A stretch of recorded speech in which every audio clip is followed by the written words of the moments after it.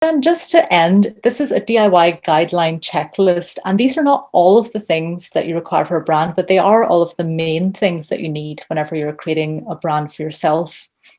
So it's coming up with your brand values that'll be at the core of everything that you do.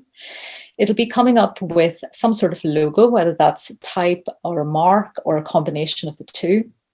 It's looking at colors, how you can make them really accessible to as many users as possible, but also relevant to who you're creating your product or service for. Looking at fonts and typography and how you can maybe create something a little more bespoke by maybe using some of those sites I mentioned as well. Maybe looking at language to see how you're portraying your brand online through words, through audio, and how you're doing that, whether it's informal or formal, what sort of language. Looking at visuals like photography, illustration, video, animation, etc. And then also the channels by which you're reaching people. So what sort of social media channels, websites, print, etc., digital, physical, immersive.